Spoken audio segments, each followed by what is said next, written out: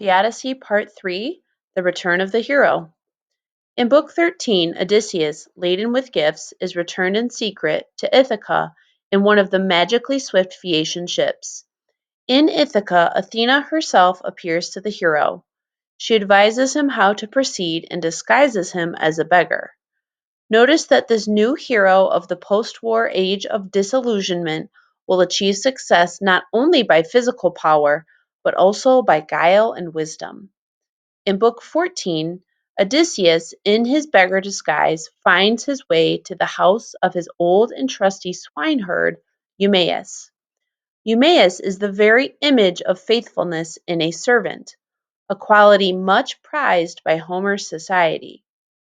The introduction of the so-called servant class as important actors is unusual in epic poetry, and it indicates Homer's originality.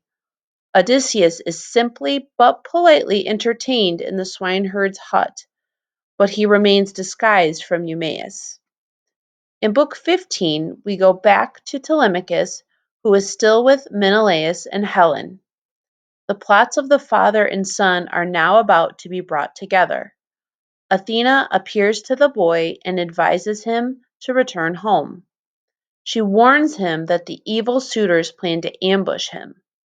Telemachus boards ship for home, lands secretly on Ithaca, and heads towards the cottage of the swineherd.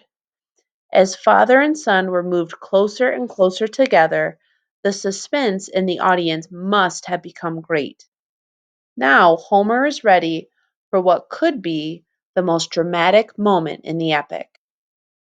Book 16, The Meeting of Father and Son. But there were two men in the mountain hut, Odysseus and the swineherd. At first light, blowing their fire up, they cooked their breakfast and sent their lads out, driving herds to root in the tall timber. When Telemachus came, the wolvish troop of watchdogs only fawned on him as he advanced. Odysseus heard them go and heard the light crunch of a man's footfall, at which he turned quickly to say, Eumaeus, here is one of your crew come back, or maybe another friend. The dogs are out there snuffing, belly down. Not one has even growled. I can hear footsteps. But before he finished, his tall son stood at the door. The swineherd rose in surprise, letting a bowl and jug tumble from his fingers.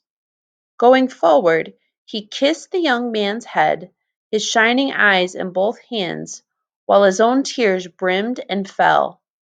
Think of a man whose dear and only son, born to him in exile, reared with labor, has lived 10 years abroad and now returns. How would that man embrace his son? Just so the herdsman clapped his arms around Telemachus and covered him with kisses, for he knew the lad had got away from death. He said, Light of my days, Telemachus, you made it back. When you took ship for Pylos, I never thought to see you here again. Come in, dear child, and let me feast my eyes. Here you are, home from the distant places. How rarely, anyway, you visit us, your own men and your own woods and pastures.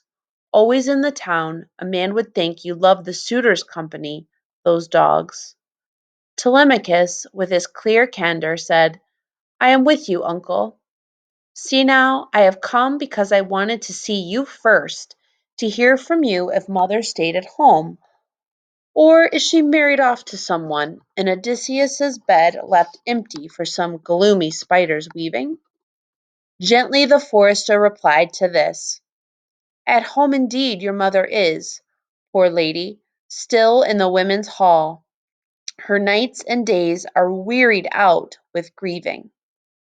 Stepping back, he took the bronze-shod lance, and the young prince entered the cabin over the worn door stone. Odysseus moved aside, yielding his couch, but from across the room Telemachus checked him. Friend, sit down. We'll find another chair in our own hut. Here is the man to make one.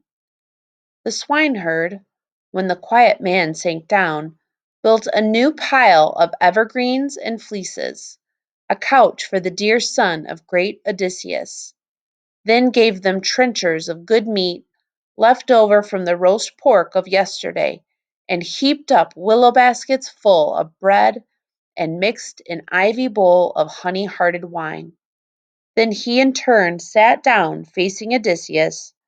Their hands went out upon the meat and drink as they fell to, ridding themselves of hunger.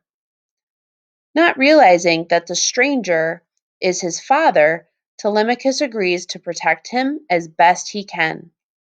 But he tells the beggar that he cannot stay in the palace hall because he will be abused by the drunken suitors. The swineherd is sent to Penelope with news of her son's return. And now it seems that even Athena cannot stand the suspense any longer. She turns to Odysseus in beggar's rags.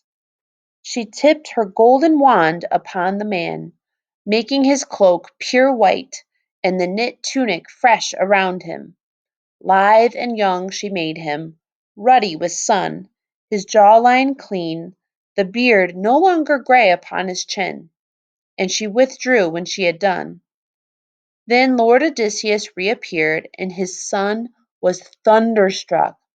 Fear in his eyes, he looked down and away as though it were a god and whispered, "Stranger, you are no longer what you were just now. Your cloak is new, even your skin. You are one of the gods who rule the sweep of heaven. Be kind to us. We'll make you fair oblation and gifts of hammered gold. Have mercy on us." The noble and endearing man replied, "No god. Why take me for a god? No, no.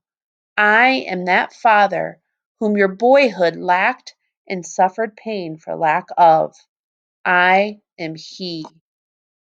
Held back too long, the tears ran down his cheeks as he embraced his son.